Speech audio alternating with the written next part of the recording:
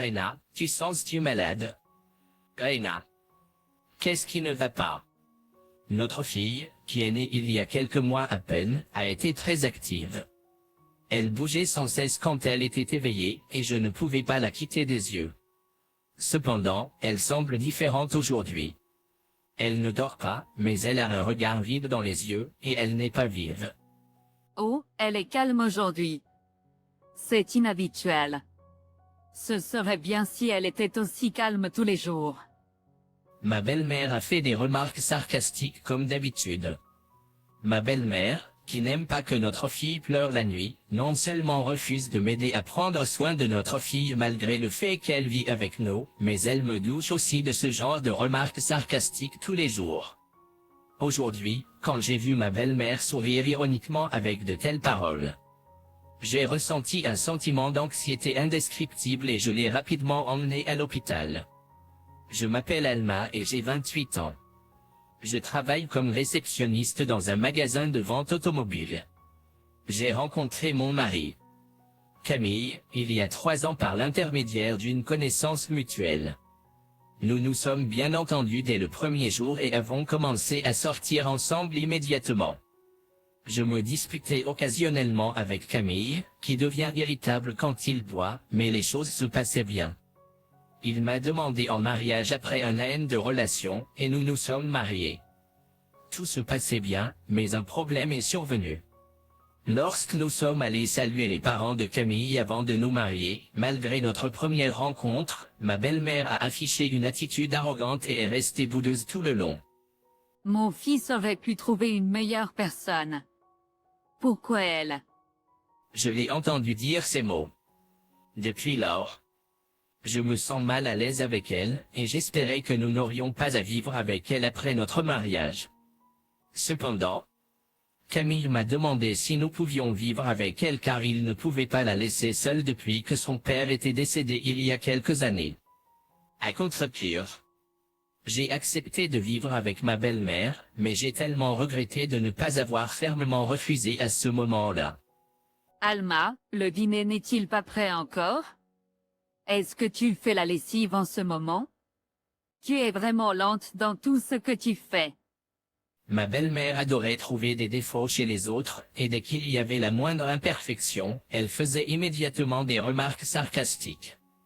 Même si elle n'avait pas de travail, elle me faisait faire tout le ménage, et elle passait ses journées à surfer sur Internet dans sa chambre ou à faire des siestes. Même quand mon mari voyait ça, il disait juste, « Maman se fatigue facilement à cause de son âge. Laisse-la se reposer » et il prenait toujours le parti de sa mère. Tout en supportant le stress d'un environnement de vie comme celui-là. Je suis tombée enceinte. J'ai donné naissance à une petite fille peu de temps après, et nous l'avons appelée Rena. Elle était un bébé très attendu pour notre famille. J'étais impatiente d'imaginer l'avenir de cet enfant grandissante. Mais en même temps, la présence de ma belle-mère qui disait « Tu es toujours à l'hôpital. Dépêche-toi de rentrer à la maison et fais le ménage. » À moi alors que j'étais encore à l'hôpital après l'accouchement, m'a rappelé les jours lugubres habituels. Quant à notre fille nouveau-née, c'était un bébé très actif et énergique qui buvait très bien son lait. Bien que nous étions soulagés qu'elle soit née en bonne santé, il y avait quelque chose qui nous troublait en même temps. C'étaient ces pleurs nocturnes sévères qui continuaient jour après jour, nuit après nuit. Peu importe à quel point nous la bercions ou la promenions dans la maison en la tenant dans nos bras, elle ne cessait pas de pleurer. Pendant la journée, j'étais occupé avec le ménage et m'occupais d'elle, et la nuit ma fille pleurait, et j'étais constamment privé de sommeil. Même mon mari, que j'espérais qu'il m'aiderait à s'occuper d'elle, n'était pas content de ses pleurs. Pourquoi pleure-t-elle autant la nuit? Peut-être que tu ne t'occupes pas bien d'elle pendant la journée. J'ai une réunion d'affaires importante demain, donc fais-la vite arrêter de pleurer. Il avait même dit des choses comme ça. L'éducation des enfants est censée être un effort de coopération entre époux. Certainement. Riker est celui qui travaille et gagne de l'argent. Cependant, il est difficile de s'occuper de notre fille et de gérer les tâches ménagères en même temps tout en subissant les brimades de ma belle-mère. En plus de l'attitude peu coopérative de Riker envers la parentalité, le plus gros problème était ma belle-mère. Quand notre fille commence à pleurer, ma belle-mère vient délibérément dans notre chambre et cogne à la porte. Est-ce qu'elle pleure encore aujourd'hui? Elle est si bruyante chaque nuit. Je ne peux pas dormir. Dépêche-toi de la faire dormir. Tu es complètement inapte en tant que mère si tu ne peux même pas t'occuper de ta propre fille. Ma belle-mère dit de telles paroles sans cœur, sans hésitation. Au milieu de ses crises et de ses coups à la porte, comme prévu, notre fille pleure encore plus, et en entendant de tels échanges, mon mari devient rapidement irrité. Même un peu d'aide pour apaiser notre fille serait agréable. Au lieu de ça, il se couvre de couvertures, se recroquevillant comme si cela ne le concernait pas. Ma belle-mère n'a jamais témoigné d'affection envers notre fille même quand elle est calme. Elle aurait dû donner naissance à un garçon. Je ne voulais pas d'une fille. Elle dirait de telles choses directement en face de moi. Je ne comprenais pas comment elle pouvait dire je ne voulais pas à un bébé qui venait de naître. J'ai profondément regretté d'avoir accepté de vivre avec ma belle-mère. Après avoir accouché, mon mari a pris un congé de paternité de 2 semaines pour m'aider à m'occuper de notre bébé, mais en réalité, il l'a nourri et l'a mise au lit seulement pendant quelques jours. Il se consacrait souvent à ses loisirs et dormait pendant la journée. Comme s'il s'agissait de courtes vacances, il n'était pas coopératif en matière de parentalité pour le moins. Notre fille a commencé à pleurer la nuit peu de temps après que mon mari soit retourné au travail. Mais après 1 semaine, il a commencé à me blâmer comme si tout était de ma faute. Pourquoi pleure-t-elle autant? Peut-être que c'est parce que tu ne l'as pas disciplinée correctement. Camille doit penser que j'ai une vie si simple puisque je suis à la maison toute la journée. Mais je dois en réalité m'occuper de ma fille, gérer tout le travail ménager pour notre famille et aussi supporter ma belle-mère qui me harcèle pour tout ce que je fais, donc je suis vraiment fatigué. Au milieu de tout cela, les pleurs nocturnes m'ont épuisé physiquement et mentalement. Un jour, ma belle-mère m'a montré un médicament et a dit « Je n'arrive pas du tout à dormir, alors je suis allé à l'hôpital pour avoir des médicaments. Je ne veux vraiment pas prendre ce genre de choses. Tu devrais au moins payer ma facture médicale. » Elle m'a délibérément montré le sac contenant le médicament prescrit. Et ensuite, elle a pris le médicament en soupirant. Si près de me le montrer et de le prendre. Et en plus, les raisons pour lesquelles elle ne pouvait pas dormir étaient qu'elle dormait à la fois le jour et la nuit. Et peut-être qu'elle dormait tout simplement trop. Cependant, si je dis quelque chose comme ça, je ne sais pas quel genre d'abus verbal va revenir, et il vaut mieux la laisser dormir tranquillement comme ça, donc j'ai réprimé l'envie de répliquer et me suis retenu.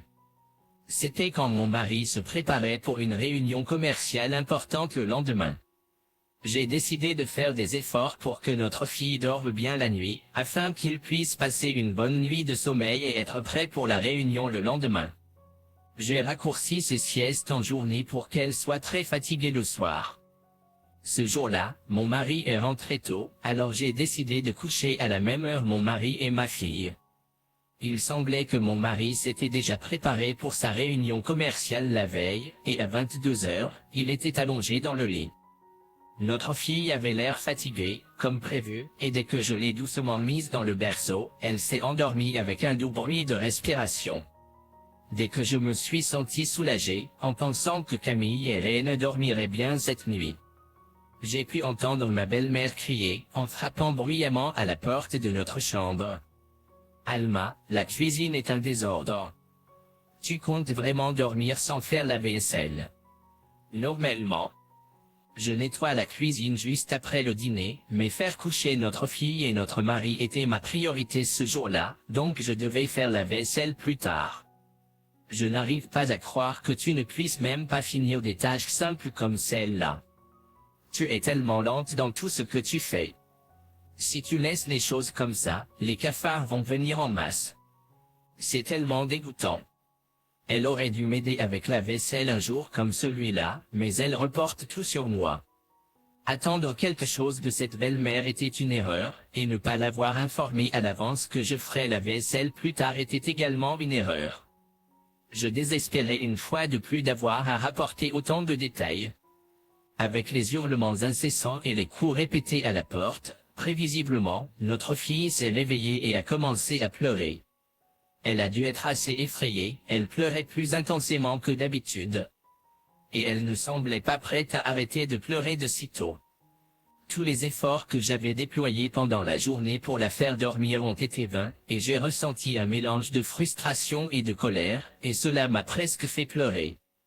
Ma belle-mère, qui était l'origine des pleurs de ma fille, semblait ne pas se rendre compte qu'elle en était la cause. Encore aujourd'hui. Comment peut-elle pleurer tous les soirs? Dépêche-toi de la faire taire. Je n'avais pas la confiance nécessaire pour vivre avec ma belle-mère dans de telles circonstances pendant des décennies à venir. Même si ma fille arrête de pleurer la nuit, elle pourrait trouver autre chose à critiquer et continuer son harcèlement.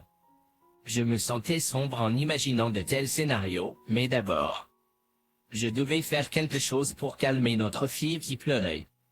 Au milieu de tout cela, mon mari a demandé, que se passe-t-il? J'ai une réunion d'affaires importante demain. Si Rena ne cesse pas de pleurer bientôt, va dans l'autre pièce et fais-la arrêter de pleurer. Au lieu de manifester l'intention de réconforter notre fille avec moi, il m'a demandé de sortir de la pièce et a montré du doigt le salon.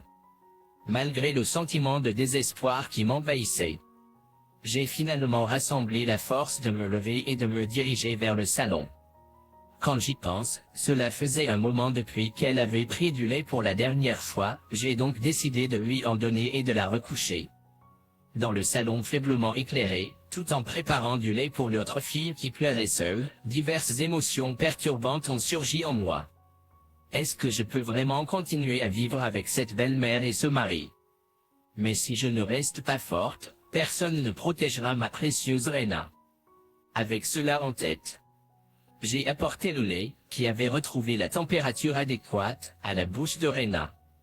Puis, ma fille a commencé à le boire évidemment, presque en se jetant sur le biberon. En voyant ma fille boire joyeusement son lait, je me suis senti encore plus déterminé à donner le meilleur de moi-même pour elle.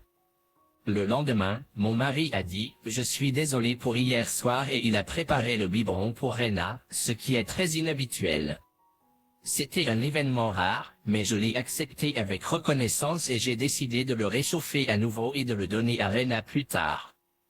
Avant cela, j'ai dû finir la vaisselle que j'avais laissée hier, avant que ma belle-mère ne se réveille. Je faisais la vaisselle, mon mari est parti, et juste au moment où j'ai fini, ma belle-mère s'est réveillée. Après m'avoir harcelé pour le petit déjeuner, elle s'est allongée sur le canapé, à regarder les informations du matin tout en parlant toute seule. Jetant un coup d'œil sur elle, j'ai réchauffé le lait pour notre fille, qui avait l'air de bonne humeur, et je l'ai doucement reposée, satisfaite, dans son berceau. Ensuite, alors que je nettoyais la chambre, j'ai remarqué que ma fille bougeait de moins en moins. Plus que tout, ma fille, très active, n'avait jamais été aussi calme sans élever la voix. Ses yeux sont ouverts, donc elle est réveillée, mais elle semble désorientée. Je savais que quelque chose n'allait pas. Je l'ai rapidement prise dans mes bras. Elle avait la bouche légèrement ouverte, respirait rapidement et superficiellement, et ses bras et jambes étaient molles. Rena. Qu'est-ce qui ne va pas? Rena. Tu te sens malade? Elle n'avait jamais l'air comme ça auparavant. Et tandis que j'étais de plus en plus anxieux et que je regardais autour de moi, j'aperçus ma belle-mère avec un sourire près de moi. Oh, elle est si calme aujourd'hui. Laisse-la tranquille, c'est bon. Laisse-la dormir paisiblement. Elle rit et retourna joyeusement dans sa chambre. Cela me rendit encore plus anxieux. Même si je n'étais pas habillé pour sortir, j'ai rapidement enfilé un manteau et je me suis précipité vers la clinique pédiatrique la plus proche. Dès que j'ai montré l'état de ma fille à l'infirmière de réception, elle a appelé d'urgence un médecin, et j'ai été appelé dans la salle d'examen avant ceux qui attendaient.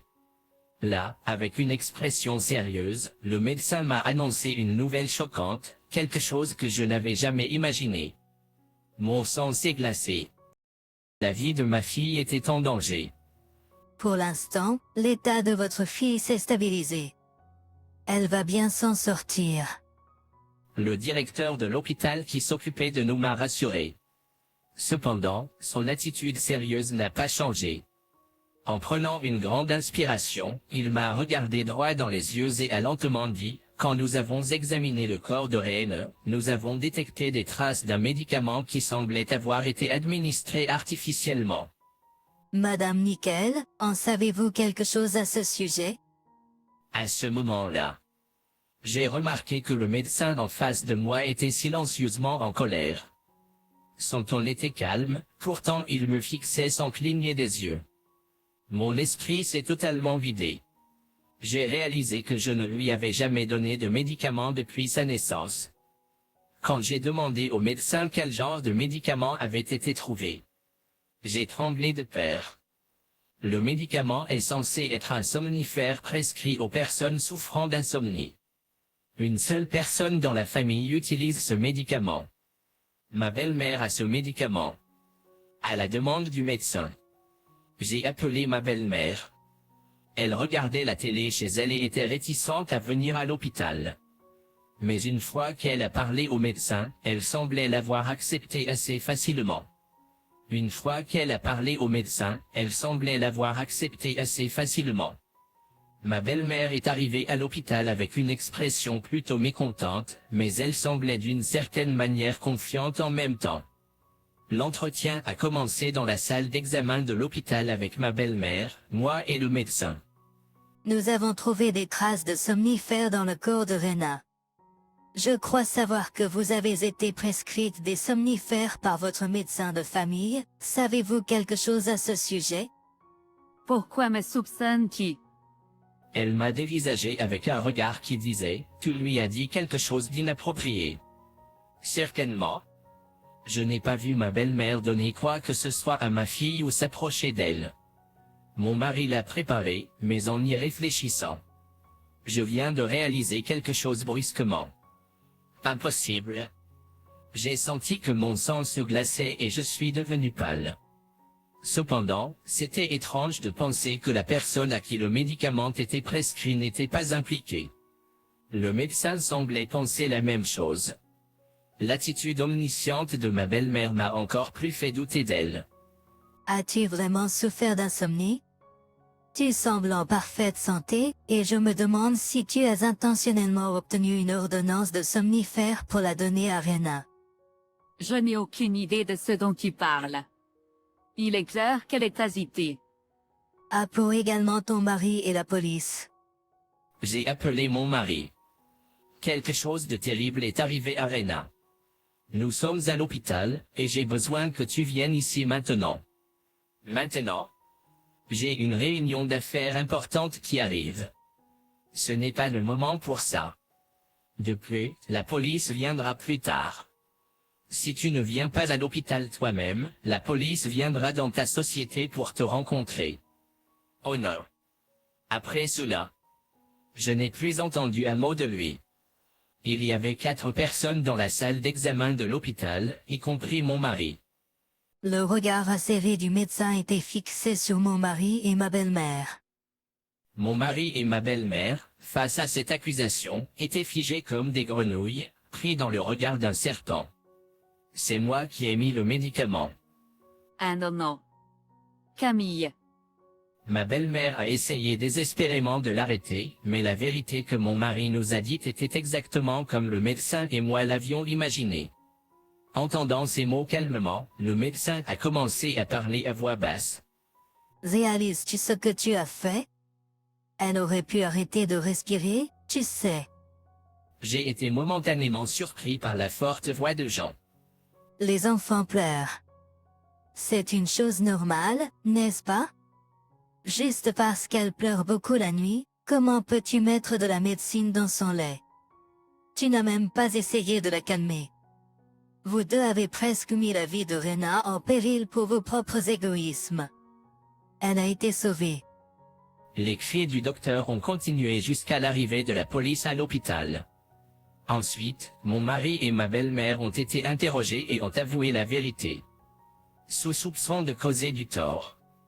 Rena, d'autre part, a peu à peu récupéré, a retrouvé de l'énergie et est devenue en bonne santé à nouveau. Et j'étais tellement soulagé. Après cela, j'ai engagé des poursuites contre ma belle-mère et mon mari. Tout en servant également de procès en divorce contre Camille, ma victoire. Ils ont tous deux été condamnés à une amende, et je devais recevoir des fonds spécifiques de manière continue, y compris une pension alimentaire pour enfants. Le fait que Camille ait manqué une réunion importante de l'entreprise et ait été emmené par la police est rapidement devenu connu dans toute l'entreprise. Il a été muté dans une succursale sur une île éloignée du siège en guise de mesure disciplinaire. Ayant perdu la plupart de ses actifs et sa position dans l'entreprise, Camille vit maintenant une vie solitaire sur l'île peu pratique. Ma belle-mère, quant à elle, est séparée de son fils. Camille vit seule dans sa propre maison. Elle n'avait déjà que quelques amis, mais elle a perdu tous ses amis car la rumeur selon laquelle elle avait mis de la médecine dans le lait de sa petite fille s'est rapidement répandue dans le quartier, et maintenant elle vit une vie solitaire. De plus, puisqu'elle paye des indemnités de sa petite pension, elle n'a pas assez d'argent pour subvenir à ses besoins, elle a donc décidé de prendre un emploi à temps partiel. Même après la perte de son mari il y a quelques années, elle a vécu de son héritage et a été une femme au foyer à plein temps. Les opportunités d'emploi étaient limitées pour une femme dans la soixantaine sans expérience professionnelle ou qualification spéciale. Elle a finalement réussi à obtenir un emploi de nettoyage avec beaucoup de difficultés, mais elle était mal aimée par ses collègues et est devenue isolée en raison de sa langue naturellement tranchante et de son attitude inflexible. Ma vie, par contre, s'est considérablement améliorée car je n'ai plus à faire face au stress causé par ma belle-mère, et je vis confortablement chaque jour. De plus, avec ma belle-mère et mon mari partis, les pleurs nocturnes de ma fille se sont calmés, et elle dort paisiblement la nuit. Peut-être que la présence de ma belle-mère et de mon mari était aussi une source de stress pour ma fille. Le médecin qui a aidé ma fille à l'époque s'occupe toujours de nous, et il se soucie de sa santé et prend plaisir à la voir grandir avec nous. Il se soucie de sa santé et prend plaisir à la voir grandir avec moi. Je suis sûr que je vis sans mari et sans souci. Je suis béni par mon entourage. Je me suis promis de continuer à prendre soin de ma précieuse fille, avec l'aide de ceux qui m'entourent.